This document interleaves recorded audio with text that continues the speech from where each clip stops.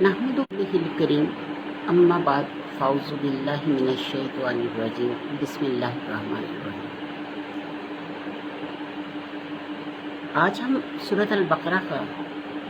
5वां रुकू स्टार्ट कर रहे हैं। 4 रुकू हम कंप्लीट कर चुके हैं, 5वां रुकू हम स्टार्ट कर रहे हैं। या बनी इसराइला, ए बनी इसराइल।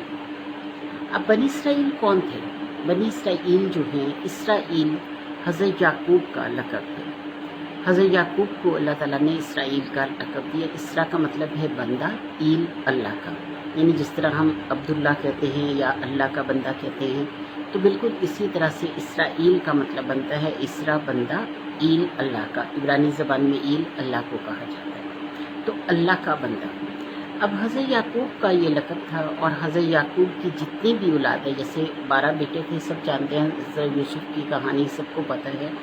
और उनके 12 बेटे थे, तो ये 12 कबाइल बने और 12 कबाइल के सब लोगों को, मतलब जो 12 के 12 कबाइल आगे चलते चले गए,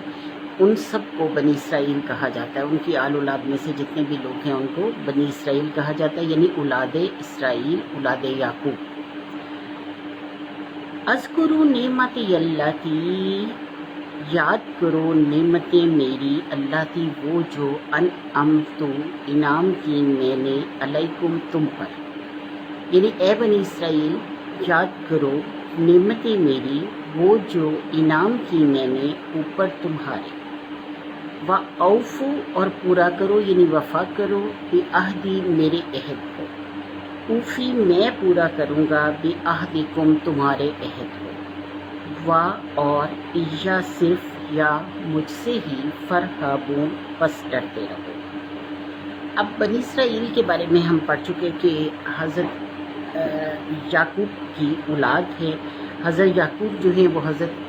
इब्राहीम के बेटे, हज़रत इसहाक़ के बेटे थे, यानी हज़रत इब्राहीम अलैहिस्सलाम के पोते थे और हज़रत इसहाक़ के बेटे थे। तो अल्लाह फरमाता है कि ये जितनी भी यानी उनकी औलाद है वो बनी इसराइल कहलाई। अब अल्लाह ताला ने उनके लिए यानी बनी इसराइल को ख़ास तौर पे मुखातिब किया। अब बनी इसराइल वो कौम थी जो कि मतलब अम्बिया आते रहे, लेकिन ये अम्बिया को कत्ल करते रहे। अल्लाह ताला ने इन पर बहुत ज़्यादा नेमतें की। बनी इसराइल में से ही कोई 1 लाख से ज़ायद पैगम्बर आए और जितने भी यानी नबी आए, जितने भी नबी आए उन्होंने उनको कत्ल किया, यानी अम्बिया को नाहक कत्ल किया और अम्बिया के हुक्म की खिलाफ वर्जी की। बहुत सी हीलो हुज्जत की। अक्सर यानी उनके बारे में अल्लाह ताला ने कुरान पाक में भी फरमाया कि वो कहते थे समीना वासैना, यानी सुन लिया है हमने, अल्लाह का कलाम सुन लिया हमने, वासैना, और नहीं मानते हम। तो अल्लाह ताला के कलाम के साथ इन लोगों ने, मतलब जो भी तौरात की जो सूरतें उतरी उन पर, तौरात की जो आयात उतरी, जो अहकामात उतरे, उन्होंने उनको भी मानने से इनकार कर दिया। यानी हर तरह से उन्होंने अपने अम्बिया को तंग किया और अपने अम्बिया के साथ साथ अल्लाह ताला के हुक्म की खिलाफ वर्जी भी की। तो इसलिए बनी इसराइल की बहुत, मतलब अल्लाह ताला ने बहुत सारी बातें जो हैं वो कुरान पाक में हमसे शेयर की हैं। और क्यों शेयर किए हैं, यानी हर जगह एक नई बात समझाई है हमें इबरत पकड़ने के लिए हर जगह एक नई बात समझाई है कि वो ये करते थे और हमने वो नहीं करना। लेकिन क्या है कि ये ना हम कुरान पाक पढ़ते हैं, यानी आज के दौर में अगर हम देखें तो ना हम कुरान पाक पढ़ते हैं, ना हमें अंदाज़ा है कि कौन क्या था। अब अल्लाह ताला फरमाता है याद करो मेरी नेमतों को, वो जो इनाम की मैंने ऊपर तुम्हारे। व औफू, और पूरा करो यानी वफा करो, पूरा करो, बिअहदी, मेरे अहद को। ऊफ़ी, मैं पूरा करूँगा, यानी तुम मेरा अहद पूरा करो, मैं तुम्हारा अहद पूरा करूँगा। अब अल्लाह ताला से जब हम मतलब वो करते हैं, अहद करते हैं, तो अल्लाह का अहद क्या होता है कि हम जब पढ़ते हैं ला इलाहा इल्लल्लाह मुहम्मदुर रसूलुल्लाह, तो हमने अल्लाह से अहद कर लिया कि अल्लाह ताला तू एक है, यानी ये अहद किया, ये बात मान ली कि नहीं कोई माबूद सवाए अल्लाह के, और मोहम्मद सल्लल्लाहु अलैहि वसल्लम अल्लाह के रसूल हैं। इसी तरह जब इन लोगों ने अपना कलमा पढ़ा, यानी ला इलाहा इल्लल्लाह, मूसा कलीमुल्लाह इनका कलमा था, और जब इन्होंने कलमा पढ़ा, जैसे ही हम कलमा पढ़ते हैं तो हम अल्लाह के साथ एक अहद में आ जाते हैं कि हम محمد رسول اللہ یعنی آپ صلی اللہ علیہ وسلم کو اپنے رسول مانا، ان کی شریعت پر عمل کرنا ہمارے لیے فرض ہو گیا۔ اب اللہ تعالیٰ فرماتا ہے کہ جو بھی شریعت میں نے ان کے ساتھ دی وہ جو ہے وہ اس پہ تم پابند رہو گے، اور یہ ایک عہد ہے بالکل اسی طرح کہ ہم جیسے ہی یہ پڑھ لیتے ہیں، جیسے اب ایک مثال ہے کہ ہمارا جیسے نکاح ہوتا ہے، نکاح ہونے کے ساتھ ہی مطلب کچھ خطبہ پڑھا جاتا ہے نکاح کا، اس کے بعد ایجاب و قبول کروایا جاتا ہے دونوں سے، اس کے بعد جو ہے آپ اس کے مرد کے نکاح میں آ گئے، یعنی عورت مرد کے نکاح میں آ گئی، مرد عورت کے نکاح میں آ گیا۔ اب مرد پہ ذمہ داری ہو گئی اس عورت کی تمام، یعنی اس کے نان نفقے کی، اس کے خرچ کی، اس کے کھانے پینے کی، اس کی ہر ذمہ داری اس کے ذمہ ہو گئی، اور عورت کی ذمہ داری یعنی اس کے حقوق بھی ہو گئے اور فرائض بھی ہو گئے، اس کے حقوق اور فرائض بھی ہو گئے۔ دونوں جب اکٹھے ہوتے ہیں تو ایک دوسرے کے حقوق اور فرائض دونوں کا خیال رکھیں گے تو ان کی زندگی بہت اچھی گزرے گی، اور اگر وہ ایک دوسرے کے ساتھ محبت سے پیش نہیں آتے، ایک دوسرے کے حقوق کا، اس کے فرائض کا خیال نہیں کرتے، تو ظاہر ہے کہ ان کے لیے مطلب پرابلم آئے گی۔ تو بالکل اسی طرح سے جیسے ہی ہم کلمہ پڑھتے ہیں لا الہ الا اللہ محمد رسول اللہ، تو ہم اپنی ساری پسند ناپسند چھوڑ کے ہم اپنے رب کے ہر پسند ناپسند، اس کے حکم، اس کی تمام جو اس کی طرف سے لکھے گئے فرائض ہیں ہمارے لیے، ان سب کو قبول کر لیتے ہیں کہ یہ سب ہم نے مان لیا، اے اللہ ہم اس کا اقرار کرتے ہیں، اور ایز اے مسلم اب ہم پر جو جو فرائض عائد ہوتے ہیں اور تیری طرف سے جو جو ہمیں احکامات دیے گئے ہیں، ہم ان سب کو پورا کرنے کی کوشش کریں گے۔ ہو جاتی ہیں غلطیاں، گناہ بھی ہو جاتے ہیں، لیکن توبہ کی طرف فوراً پلٹ آئیں گے۔ تو یہ ہے وہ ایک ایجاب، جیسے ہی ہم مطلب کوئی شخص مسلمان ہوتا ہے، کچھ تو بائی برتھ جیسے ہم لوگوں کو اللہ تعالیٰ نے بائی برتھ الحمدللہ دین دیا، اور اللہ کرے کہ ہمیں اسے سمجھنے کا اور پڑھنے کا موقع ملے اور ہمیں عمل کرنے کی بھی اللہ طاقت دے۔ اب کیا ہے کہ کچھ لوگ ایسے ہوتے ہیں جن کو نہیں پتہ ہوتا، مطلب وہ دین کو قبول نہیں کیا ہوتا، بعد میں کرتے ہیں، ریسرچ کرتے ہیں، بعد میں قبول کرتے ہیں۔ اب جب بعد میں قبول کرتے ہیں، میں اس لیے صرف یہ بتا رہی ہوں کہ دین کو قبول کرنا بالکل ویسا ہی ہے، پھر وہ وضو ان کو کروایا جاتا ہے، غسل کروایا جاتا ہے، وضو کروایا جاتا ہے، پھر ان سے کہا جاتا ہے کہ وہ پڑھیں اشہد اللہ الہ الا اللہ واشہد ان محمدا عبدہ ورسولہ، یعنی انہوں نے گواہی دے دی کہ اللہ ایک ہے، یعنی آج کے بعد وہ یہ مان لیا انہوں نے کہ اللہ ایک ہے، اللہ کے علاوہ وہ کسی کی عبادت نہیں کریں گے، اور محمد صلی اللہ علیہ وسلم اللہ کے بندے اور اس کے رسول ہیں۔ تو جب انہوں نے اس بات کو مان لیا تو اب اللہ کی شریعت پر اور نبی کریم صلی اللہ علیہ وسلم کی سنتوں پر اور اتباع کرنا ان کا ایک فرض ہو گیا۔ اب اس فرض کو جتنی اچھے طریقے سے وہ نبھائیں گے، اللہ کے ہاں اتنی ہی زیادہ، یعنی دنیا میں بھی اور آخرت میں بھی ان کی اتنے ہی زیادہ اعمال کو مطلب وہ دیا جائے گا، فضیلت دی جائے گی، اہمیت دی جائے گی، اور اسی طرح ہی ان کی تمام پریشانیوں کو، دنیا کی آخرت کی تمام پریشانیوں کو ختم کر دیا جائے گا۔ تو اللہ تعالیٰ فرماتا ہے کہ یاد کرو میری نعمتوں کو، وہ جو انعام کی میں نے اوپر تمہارے، وَأَوْفُوا اور پورا کرو بِعَہْدِی میرے عہد کو، اوفی میں پورا کروں گا بِعَہْدِکُم تمہارے عہد کو، وَإِيَّايَ اور صرف مجھ سے ہی فَارْہَبُونَ پس ڈرتے رہو، یعنی اللہ سے ہی ڈرتے رہو، اللہ کے علاوہ کوئی ایسا نہیں ہے جس سے ہمیں ڈر ہو۔ جب اللہ ہمارے ساتھ ہے تو دنیا کی بہت بڑی طاقت ہمارے ساتھ ہے، صرف اس کی رضا سے کا حصول چاہیے ہمیں، اور اس کی ناراضگی سے ڈرتے رہنا چاہیے کہ اللہ تعالیٰ تو کبھی بھی ہم سے ناراض نہ ہو۔ وَآمِنُوا اور ایمان لاؤ، بِمَا اس پر جو انزلتُ نازل کیا میں نے، اور ایمان لاؤ اس پر جو نازل کیا میں نے، مصدقا لما تصدیق کرنے والا ہے اس کی جو معکم پاس تمہارے ہے، یعنی نازل کیا قرآن پاک، اور تصدیق کس کی کرتا ہے؟ توریت، زبور، انجیل کی، یعنی تمام کتابوں کی تصدیق کرتا ہے۔ اور اللہ تعالیٰ فرماتا ہے کہ وہ قرآن جو ہے وہ میں نے نازل کیا ہے اور اس میں تصدیق ہے تمہاری کتابوں کی، یعنی نہ وہ توریت سے انکار کر رہا ہے، نہ وہ انجیل سے انکار کر رہا ہے، نہ وہ زبور سے کر رہا ہے۔ اس کا مطلب ہے کہ وہی رب ہے جس نے تمہارے نبیوں کو اور تمہارے پیغمبروں کو، تمہارے رسولوں کو بھیجا، اور یہی رب جو ہے وہ نبی کریم صلی اللہ علیہ وآلہ وسلم کو بھیج رہا ہے۔ اور اگر وہ نہ ہوتا، اور اگر نبی کریم صلی اللہ علیہ وآلہ وسلم نعوذ باللہ نعوذ باللہ نعوذ باللہ اللہ کی طرف سے نہ ہوتے، کوئی انہوں نے جھوٹ بولا ہوتا، تو کبھی بھی یہ قرآن جو ہے وہ تمہاری کتابوں کی تصدیق نہ کرتا۔ اگر یہ تمہاری کتابوں کی تصدیق کر رہا ہے تو اس کا مطلب ہے کہ یہ قرآن جو ہے وہ سچا ہے، حق ہے۔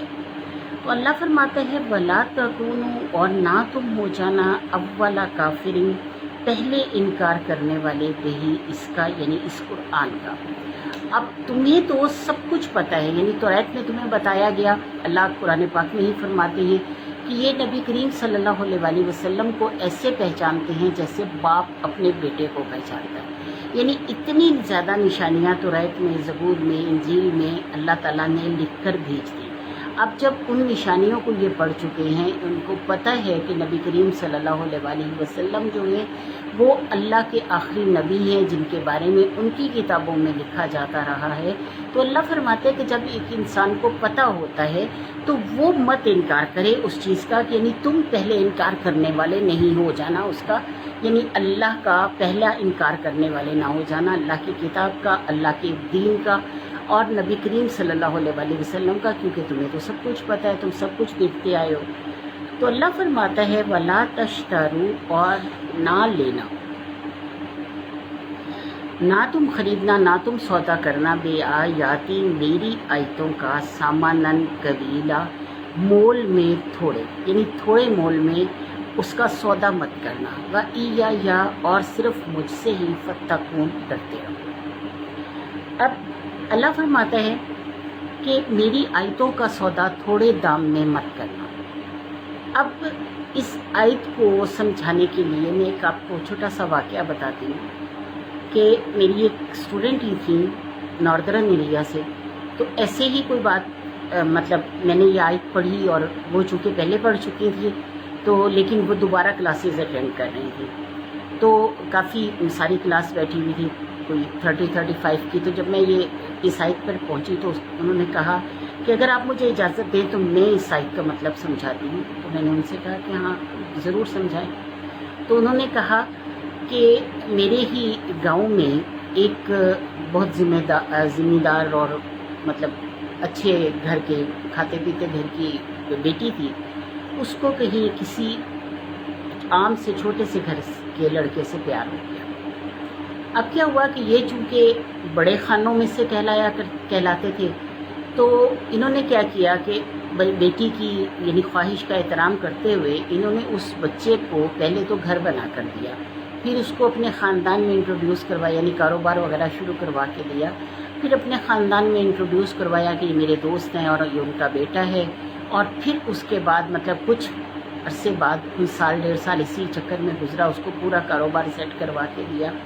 اور اس کے انہوں نے ان کے پرانے گھر شر سب کچھ بکوا دیے، اور سب ان کو بہت اچھی طریقے سے سیٹ کیا، گھر ان کے مطلب بنا کے دیا سب کچھ۔ اور پھر کہتے ہیں کہ جس وقت انہوں نے اپنی بیٹی کی شادی کی، اب شادی کے 2-3 مہینے بعد ہی دونوں بچوں کی آپس میں لڑائی ہو گئی، یعنی میاں بیوی کی لڑائی ہو گئی۔ اب میاں کو اس چیز کا غصہ آیا، مطلب کسی بات پہ غصہ آیا، اور اس نے طلاق دی۔ اب اس نے کہنا شروع کر دیا کہ میں تمہیں طلاق دیتا ہوں، 1 2 3 4 گننا شروع کر دیا۔ 21 بار طلاق دی اس نے اپنی بیوی کو۔ اب 21 بار طلاق دینے کے بعد جب وہ غصے میں باہر نکلا تو باہر ماں باپ کھڑے ہوئے تھے، کمرے کے باہر ماں باپ تھے۔ ماں باپ نے کہا کہ یہ تم نے کیا کیا، کہ مطلب تمہیں پتہ ہے گاڑی بھی ان کی طرف سے ہے، گھر بھی ان کا ہے، سارا کاروبار بھی تمہارا ان کا ہے، اب تم نے ان کی بچی کو طلاق دے دی ہے، تو اس کا مطلب ہے کہ وہ تو اپنے گھر جا کے بتائے گی اور یہ سب کچھ ہم سے لے لیا جائے گا، تو پھر ہم کیا کریں گے؟ تو ہم تو وہیں روڈ پہ آ گئے، اپنا گھر بھی بیچ چکے ہیں، سب کچھ ختم کر چکے ہیں، تو تم سوچتے تو صحیح کہ تم کیا کر رہے ہو۔ اس پر وہ لڑکا واپس گیا اس کی بیوی اپنی بیوی کو اس نے کمرے میں بند کر دیا، اس سے فون وغیرہ سب کچھ لے لیا اور گھر مطلب کسی مفتی کے پاس چلے گیا۔ اب اس مفتی کے پاس جا کے ان کو کچھ پیسے دیے اور ان سے کہا کہ آپ ایک فتویٰ لکھ دیں کہ اس سے مطلب 21 بار طلاق دینے سے طلاق نہیں ہوتی۔ اب کیا ہوا کہ وہ مفتی صاحب کے پاس جب گئے تو مفتی صاحب نے ان کی بات مانتے ہوئے ان سے پیسے لیے اور ان کو ایک فتویٰ لکھ کے دے دیا کہ طلاق 3 بار کہنے سے طلاق ہوتی ہے، 21 بار کہنے سے طلاق نہیں ہوتی۔ یہ تو ایک مذاق تھا، غصے میں تھا تو کوئی بات نہیں، ایسا کر لیا ہو گیا تو اس سے طلاق نہیں ہوگی۔ اب یہی جو پیپر تھا جس پہ فتویٰ لکھا ہوا تھا، یہ جا کے اس نے اپنی بیوی کو دکھایا۔ اس کے بعد اب وہ میاں بیوی دونوں اکٹھے رہتے ہیں، وہ کہتی ہیں اس بات کو 5-6 سال گزر چکے ہیں، ان کے 2 بچے بھی ہیں۔ تو اللہ تعالیٰ فرماتا ہے کہ یہ جو سودا ہے یہ انتہائی گھٹیا ہے، انتہائی گھٹیا۔ وہ کہتے ہیں کہ یہی چیز، وہ مطلب خاتون کہنے لگی کہ یہی چیز میں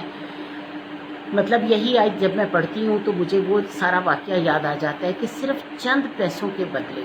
جو ان مفتی صاحب نے ایک لڑکے اور ایک لڑکی کو زنا پہ مجبور کر دیا تو اس کا کتنا بڑا گناہ ان کے سر ہے۔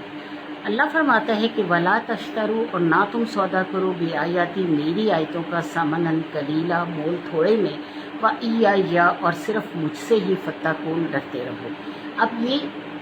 بنی اسرائیل سے مخاطب ہے اللہ۔ بنی اسرائیل بھی یوں ہی کرتے تھے کہ جن کے پاس پیسہ ہوتا تھا ان سے پیسہ لے کر وہ اپنے فتوے صادر کر دیا کرتے تھے، اپنی طرف سے فتوے دے دیا کرتے تھے، کسی ایک آیت کو کہیں سے اٹھا کر دوسری آیت میں ملا دیا کرتے تھے، اور جب ان دونوں کو ملاتے تھے ان کا مطلب کچھ اور ہو جاتا تھا۔ تو اللہ کے کلام میں رد و بدل کرنا اور اللہ تعالیٰ کے کلام سے ہی غلط قسم کے فتوے جو ہیں وہ لوگوں کو دینا ان کی مرضی کے مطابق اور اس پہ پیسہ وصول کرنا، بالکل ایسا ہی ہے کہ اللہ فرماتا ہے کہ نہ تم سودا کرو میری آیتوں کا تھوڑے دام میں اور مجھ سے ہی ڈرتے رہو۔ وَلَا تَلْبِسُوا الْحَقَّ، اور نہ تم ملاؤ حق کو بالباطل، باطل سے، یعنی حق اور باطل کو آپس میں مت ملاؤ۔ یعنی کوئی حق کی کوئی تھوڑی سی بات سچ لے لی، تھوڑی سی جھوٹ لے لی اور اس کو آپس میں ملا کر ایک ایسا مطلب وہ تیار کر لیا، ایسی کوئی بات تیار کر لی جو کہ ان کے حق میں فائدہ مند ہو۔ تو اللہ فرماتا ہے کہ مت ملاؤ حق کو باطل سے، وَتَكْتُمُوا الْحَقَّ، اور نہ تم چھپاؤ حق کو، وَأَنْتُمْ تَعْلَمُونَ، اور تم جانتے ہو۔ یعنی نہ تو حق کو چھپاؤ اور نہ ہی حق اور باطل کو آپس میں ملاؤ۔ تو اللہ تعالیٰ فرماتا ہے کہ ان دونوں کو آپس میں ملانے سے کیا ہوتا ہے کہ اسلام کی یعنی اسلام کے جو ظہور ہوا اس وقت یہودیوں کے عالموں نے اپنے دین کی رہی سے ہی شکل کا بھی ستیہ ناش کر دیا تھا،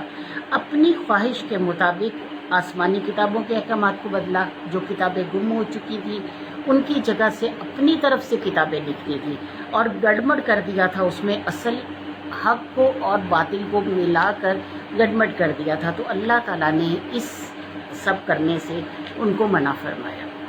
وَأَقِیمُوا الصَّلَاةَ، اور قائم کرو نماز، وَآتُوا الزَّکَاةَ، اور ادا کرو زکوٰۃ، وَارْکَعُوا، اور رکوع کرو مع الراکعین، رکوع کرنے والوں کے ساتھ۔ یعنی اللہ تعالیٰ فرماتا ہے نماز قائم کرو، زکوٰۃ ادا کرو اور رکوع کرو رکوع کرنے والوں کے ساتھ، یعنی نماز کی اپنی ادائیگی جو ہے وہ جماعت کے ساتھ کرنا۔ یعنی اللہ نے فرما دیا کہ نماز کو قائم کرنا، زکوٰۃ ادا کرنا اور اکٹھے نماز پڑھنا یعنی جماعت میں نماز پڑھنا جو ہے وہ تم پر فرض قرار دیا گیا۔ اب کس طرح سے کہ یعنی یہ دین جو جیسے شروع سے چلا آ رہا ہے تو بالکل ویسے ہی اللہ تعالیٰ نے صاف صاف حکم دیا کہ نماز کو قائم کرنا اور معاشرتی طور پر اکٹھے ہو کر نماز پڑھنا تاکہ ایک دوسرے کے مسائل کو آپ ڈسکس کر سکیں، جو کسی کا مسئلہ ہے وہ آپس میں ڈسکس ہو سکے، اور کسی کو اگر کوئی پرابلم ہے تو دوسرا جو ہے وہ اس کے گھر کھانا یا جو کچھ بھی ہے وہ پہنچا سکے۔ یعنی ہر چیز جو ہے وہ آپس میں معاشرتی طور پر یعنی چھوٹا چھوٹا معاشرہ، ایک گاؤں کا، ایک قصبے کا، ایک جگہ کا چھوٹے چھوٹے معاشرہ جو ہے وہ اس کو اکٹھا کیا جائے۔ پھر اسی طرح جو چھوٹی مسجدیں ہیں، اگر محلے کی مسجدیں ہیں ان سے نکل کر جمعے کی نماز جو ہے وہ باہر بڑی مسجد میں پڑھی جائے، تاکہ باقی لوگوں سے بھی آپ کا میل ملاپ ہو، آپس میں ملیں، اور تاکہ آپ کو پتہ ہو کہ کون جو ہے وہ کتنے پریشانی میں ہے، اور آپس میں ایک دوسرے کی پریشانیوں کو حل کرنے کا سبب بنے۔ تو یہ ایک معاشرتی طور پر ایک اللہ تعالیٰ نے اسلامی معاشرے کی جو بنیاد رکھی، اس میں اللہ تعالیٰ نے شروع سے ہی، یعنی توریت، زبور، انجیل، تینوں کتابوں میں یہ سب چلا آ رہا ہے کہ اللہ فرماتا ہے کہ نماز قائم کرو، زکوٰۃ ادا کرو، اور رکوع کرو، رکوع کرنے والوں کے ساتھ۔ اتامرون، کیا تم حکم دیتے ہو، آ کا مطلب ہے کیا، تا تم امر حکم دیتے ہو، الناسا لوگوں کو، بالبر نیکی کا، وتنسون اور تم بھول جاتے ہو، انفسکم اپنی جانوں کو، یعنی لوگوں کو تو تم حکم دیتے ہو نیکی کا، لیکن اپنی جانوں کو بھول جاتے ہو، وانتم اور تم تتلون پڑھتے ہو، الکتابہ کتاب، افلا کیا پس نہیں، تاکلون تم عقل رکھتے۔ اب اللہ تعالیٰ فرماتا ہے کہ بنی اسرائیل کے علماء میں یہ بات پیدا ہو چکی تھی کہ جتنے بھی لوگ وہ ہوتے تھے، امیر ہوتے تھے، تو یہ ان کی چونکہ ان کے لیے رد و بدل بھی کر دیتے تھے کتابوں میں، ان کے لیے اور بھی کئی طرح کے مسائل جو تھے ان کو وہ کر دیتے تھے، ان کے مطابق حل کر دیتے تھے۔ اسی طرح اللہ تعالیٰ فرماتا ہے کہ یہ کیا کرتے تھے کہ جو غریب لوگ ان کے پاس آتے تھے، جو ان کو پیسہ نہیں دے سکتے تھے، جو ان کو پیسہ نہیں دے سکتے تھے، جو ان کو کوئی تحفے تحائف نہیں دے سکتے تھے، ان کی جھولی نہیں بھر سکتے تھے، سمجھ لے، تو ان لوگوں کو یہ کہتے تھے کہ یہ واقعی وہی نبی ہیں، تم جاؤ اور ایمان لے آؤ۔ اب جب دوسرے ان کو پوچھتے تھے کہ یعنی ان کے ساتھی جو ہیں وہ ان کو پوچھتے تھے کہ ان کو تم نے کیوں ادھر بھیج دیا، کیوں تم ان کو کہہ رہے ہو، تو وہ کہتے تھے کہ دیکھو اللہ کے ہاں جواب بھی دینا، ہمیں پتہ تو ہے کہ یہ سچ ہے، اللہ کے ہاں جواب بھی دینا ہے، اور جب ہم اللہ کے سامنے جائیں گے تو ہم کہیں گے ہم نے فلاں فلاں فلاں فلاں کو نہیں کہا تھا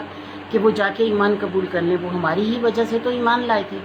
تو ہم اللہ کے ہاں جو ہیں یہ بہانہ ایک بنا دیں گے۔ لیکن اللہ تعالیٰ فرماتا ہے کہ تم لوگوں کو تو حکم کر رہے ہو نیکی کا، یعنی اگر تم یہ سمجھتے ہو کہ آپ صلی اللہ علیہ وآلہ وسلم سچ ہیں، آپ جانتے ہو، بہت اچھی طریقے سے جانتے ہو، اور اگر اس کو جانتے ہوئے بھی تم اپنے آپ کو نیکی کی طرف نہیں لے کر جاتے، تو اللہ فرماتا ہے کہ تم تو کتاب پڑھتے ہو، یعنی چونکہ جیسے کتاب جو ہے، قرآن پاک جو ہے وہ کسی بھی مسلم کے لیے کھلی ہے، یعنی ہر مسلم کے پاس اس کا نسخہ الحمدللہ گھر میں موجود ہوتا ہے،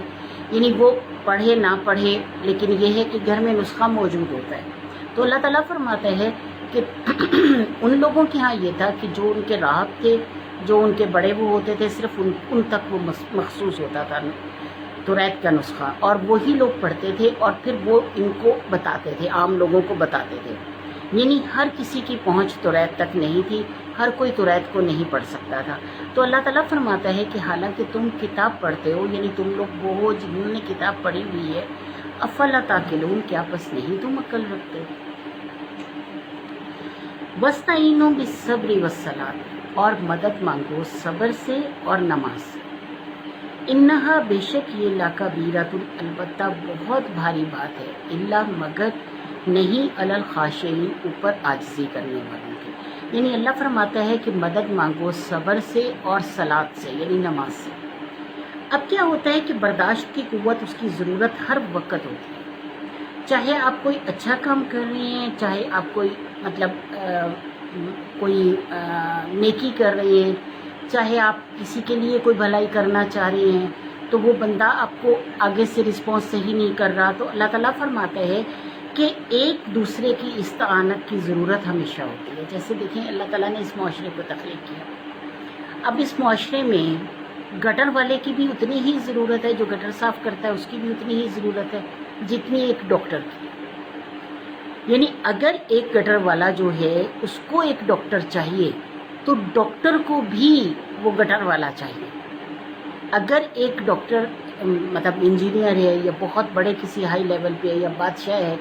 تو اس کو بھی ایک ٹیلر کی ضرورت ہے، اور اس کو بھی ایک موچی کی ضرورت ہے، اس کو بھی اس سب کی ضرورت ہے۔ جو عام ضروریات جو ہیں وہ اللہ تعالیٰ نے دنیا میں لگا دی ہیں، وہ سب اس کو بھی چاہیے۔ تو اللہ تعالیٰ کی طرف سے یعنی ایک دوسرے کی ضرورت، ایک دوسرے کی استعانت، ایک دوسرے کی مدد جو ہے وہ ملا کر ایک معاشرہ تخلیق کیا گیا۔ اب کیا ہوتا ہے کہ اس میں ہر کسی نے اپنا عمل کرنا ہے، آپ نے اپنا کرنا ہے، میں نے اپنا کرنا ہے، کسی دوسرے نے اپنا کرنا ہے، یعنی ہر شخص اپنا اپنا عمل کرنے آیا۔ اب اللہ دیکھے گا کہ پہلے تو ہم نے ذاتی طور پہ کیسے اللہ تک کے حقوق پورے کیے، جو ہم نے پہلے مطلب سورۃ بقرہ شروع کرتے ہی ہم نے 5 ہدی للمتقین کے یعنی ہدایت متقین کے لیے تو 5 صفات ہم نے پڑھی۔ اب ان 5 صفات کے بعد تو ہمیں اللہ تعالیٰ فرماتا ہے کہ اب معاشرتی طور پر تمہارے اوپر جو فرائض ہیں تم اس کو دیکھو۔ اب معاشرتی طور پر کیا ہے کہ ہم نے اپنا اپنا عمل کرنا ہے۔ پہلے تو وہ 5 مطلب ہم نے جو اللہ تعالیٰ نے ہم پر فرض کیے وہ ہم نے پورے کر لیے۔ اس کے بعد ہمارے پہ آتے ہیں انسانی حقوق، انسانی فرائض، حقوق العباد۔ حقوق العباد میں اپنے ماں باپ کے ساتھ، اقربا کے ساتھ، رشتہ داروں کے ساتھ، مطلب بہن بھائیوں کے ساتھ، عزیز و اقارب کے ساتھ، پھر اس کے بعد جو ہمارے محلے کے لوگ ہیں، ہمارے پڑوسی ہیں، ہمارے پاس بیٹھنے والے، ہمارے کام کی جگہ پہ جو اکٹھے ہوتے ہیں لوگ، تو ان سب کی بات آ جاتی ہے۔ اب جب ان سب کی بات آتی ہے تو اللہ ہمارا ایٹیٹیوڈ دیکھے گا، ہمارا عمل دیکھے گا کہ ہم ان کے ساتھ کیسا عمل کر رہے ہیں اور وہ ہمارے ساتھ کیسا کر رہے ہیں۔ دونوں چیزوں کی جانچ ہوگی، یعنی ان کو ان کے عمل کا حساب دینا پڑے گا، ہمیں اپنے عمل کا حساب دینا پڑے گا۔ اب جیسے کہ میاں بیوی ہے، اب میاں بیوی میں اگر ہم کہتے ہیں کہ بیوی بہت صبر کر رہی ہے اور مطلب میاں جو ہے وہ ظالم ہے، تو حضرت آسیہ نے بھی صبر کیا، فرعون بہت ظالم تھا۔ حضرت آسیہ جو ہیں وہ ایمان لے آئی تھیں، یعنی اللہ تعالیٰ نے ان کے ایمان کا ذکر قرآن پاک میں کیا ہے، تو وہ ایمان لے آئی تھی۔ فرعون اتنا ہی ظالم تھا، لیکن اسی کے گھر میں رہ رہی تھی اور مطلب اس کی ساری چیزوں کو وہ کر رہی تھی اور اللہ سے دعا مانگتی تھی کہ اللہ تعالیٰ یہ مجھے اس سے نجات دے۔ یعنی یہ نہیں کہا کہ مطلب میں جا رہی ہوں، میں بھاگ رہی ہوں، میں یہاں سے جا رہی ہوں، اللہ تعالیٰ سے نجات کی دعا مانگتے رہتی تھی کہ اے اللہ تعالیٰ تو مجھے اس سے نجات دے کہ یہ بہت ظالم آدمی ہے۔ اب ادھر حضرت لوط کی بیوی جو ہے، حضرت نوح کی بیوی جو ہے، وہ دونوں جو ہیں وہ اللہ تعالیٰ نے کہا کہ عذاب کا شکار ہوئے اور وہ کفر کر رہی تھیں، جبکہ حضرت لوط اور حضرت نوح نے 950 سال تبلیغ کی، حضرت لوط نے تبلیغ کی۔ اب نبی ہیں، نبیوں کی بیویاں ہیں، وہ نبیوں کی بیویاں ہونے کے باوجود وہ ان نبیوں کو کتنا تنگ کر رہی ہیں، لیکن وہ صبر سے کام لے رہے ہیں، کیونکہ اللہ نے یہ رشتہ بنایا ہے۔ اللہ نے یہ رشتہ ایسا بنایا ہے کہ وہ اپنی جگہ صبر کر رہی ہیں اور ان کی مطلب حضرت آسیہ اپنی جگہ صبر کر رہی ہیں اور حضرت لوط اور حضرت نوح اپنی جگہ صبر کر رہے ہیں۔ تو جیسے جیسے وہ صبر کر رہے ہیں ان کی درجات کو اتنا ہی بلند کیا جاتا رہا ہے۔ تو ہر کسی نے اپنے عمل کا جواب دینا ہے، کسی دوسرے کے عمل کا نہیں دینا۔ اور دوسرا جو عمل کر رہا ہے جب وہ کسی کے ساتھ بھی برا کرے گا تو وہ اللہ کے ہاں دنیا میں بھی پکڑ کا مطلب اس کی پکڑ آتی رہے گی اور اللہ کے ہاں بھی اس کی پکڑ کو لازم قرار دیا گیا ہے۔ اب جب حساب کتاب اللہ نے لینا ہے تو بہتر یہ ہے کہ ہم اپنا عمل کرتے رہیں، اور اگر کوئی ہمارے مزاج کے خلاف کوئی بات ہے یا ہمیں کوئی تکلیف دہ بات لگ رہی ہے تو کیا ہے، اللہ فرماتا ہے صبر سے کام لو، صبر سے کام لو، یعنی مدد چاہو صبر سے اور نماز سے۔ یعنی نماز، اس کی بہت خوبصورت ایک مثال میں دیتی ہوں کہ حضرت علی رضی اللہ تعالیٰ عنہ کا پاؤں جو تھا وہ تیر میں پرویا گیا، یعنی جنگ کے دوران پیر پہ تیر لگا اور ایک طرف سے تیر گھس گیا پیر میں، دوسری طرف سے نکل گیا، تو بالکل ایسے ہی جیسے موتی پرویا جاتا ہے دھاگے میں۔ اب شراب تو ممنوع ہو چکی تھی اور شراب کو ایز اے انیستھیزیا استعمال کیا جاتا تھا، یعنی جیسے کہ طبیب جو ہیں وہ جراح جو ہیں جب وہ تھوڑا بہت ظاہر تلواروں سے جنگیں ہوتی تھی، زخم ہوتے تھے تو وہ شراب پلا دیتے تھے تاکہ اس کا جو وہ اثر ہے وہ کم ہو اور وہ جو ٹانکے لگانے پڑے یا کچھ بھی ٹریٹمنٹ کرنا پڑے وہ کر سکیں۔ اب کیا ہوا کہ انہوں نے حضرت علی سے طبیبوں نے کہا کہ آپ تھوڑی سی شراب پی لیں تاکہ آپ ایک نشے میں آ جائیں تو ہم اس تیر کو نکال دیں گے۔ تو حضرت علی رضی اللہ تعالیٰ عنہ نے فرمایا کہ نہیں، شراب حرام ہو چکی، میں شراب کو ہاتھ نہیں لگاؤں گا، میں نماز شروع کرتا ہوں اور اگر تم اس حالت میں نکال سکتے ہو تو نکالو۔ اب ادھر حضرت علی نے نماز شروع کی ہے، ادھر طبیبوں نے ان کے پاؤں کا پورا وہ تیر نکالا ہے، ان کے زخم کو دھویا ہے، ان کے زخم کو بند کیا ہے، پٹی کی ہے، اور حضرت علی جو ہیں وہ نماز کی حالت میں ہے۔ اور جب وہ انہوں نے سلام پھیرا اور سلام پھیر کر پوچھا کہ اب تم نے واقعی کچھ کیا، یعنی تیر نکال دیا، تو وہ طبیب کہنے لگے کہ ہم نے تیر بھی نکالا، زخم بھی دھویا اور اس کو پٹی بھی کی، لیکن آپ کے چہرے سے بھی ظاہر نہیں ہوا کہ آپ کو کوئی تکلیف ہو رہی ہے۔ یعنی اتنا زیادہ وہ اس نماز میں محو تھے کہ ان کو اندازہ ہی نہیں ہوا کہ کب تیر نکل گیا۔ اسی طرح حضرت ابن عباس کا بیٹا فوت ہو گیا، اکلوتا بیٹا تھا۔ اب جب فوت ہوا تو طبیبوں نے کہا کہ اس کو جلدی دفنا دیا جائے کیونکہ بچہ جو ہے وہ بہت عرصے سے بیمار تھا۔ تو حضرت ابن عباس جو ہیں وہ نماز کے لیے کھڑے ہو گئے، صحابی انتظار کرتے رہے کہ اب سلام پھیریں گے تو اپنے بیٹے کی شکل دیکھ لیں گے تو ہم دفنائیں گے، اب کریں گے، اب کریں گے۔ انہوں نے کفن دیا، نہلایا دھلایا، کفن پہنایا اور انتظار کرتے رہے، لیکن جب ان کی نماز نہیں پوری ہوئی تو وہ لے کر گئے اور انہوں نے جا کر دفنا دیا۔ جب واپس آئے اور اس کے بعد حضرت ابن عباس کی نماز پوری ہوئی تو انہوں نے پوچھا کہ کیا تم نے دفنا دیا میرے بیٹے کو؟ تو وہ کہنے لگے ہاں، لیکن ہم نے آپ کا بہت انتظار کیا کہ آپ نماز ختم کر لیں۔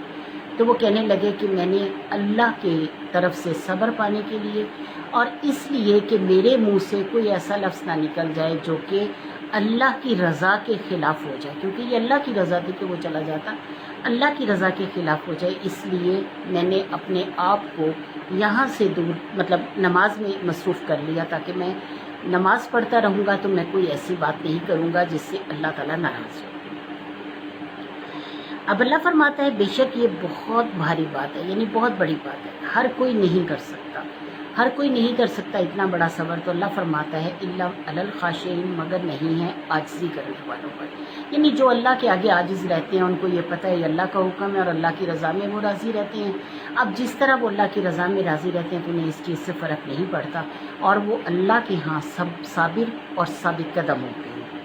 الذین، وہ لوگ جو یظنون، وہ گمان کرتے ہیں۔ اب خاشعین یعنی خشوع کرنے والے، عاجزی کرنے والے کون لوگ ہیں؟ اللہ فرماتا ہے وہ لوگ ہیں جو یظنون، گمان کرتے ہیں، انہم ملاقو، یہ کہ وہ ملنے والے ہیں، ملاقات کرنے والے ہیں، ربہم، اپنے رب کے،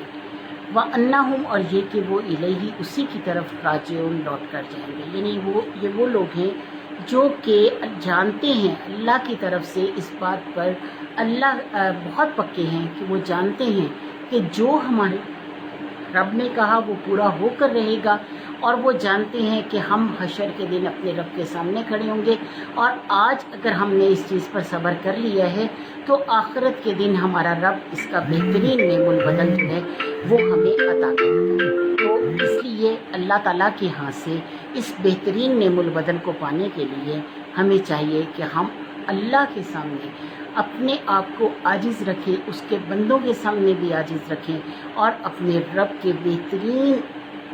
جو اجر کے مستحق ہوں۔ اللہ تعالیٰ ہمیں اس کی توفیق دے۔ آج ہم نے 5واں رکوع مکمل کر لیا، 1 ربع پورا ہوا،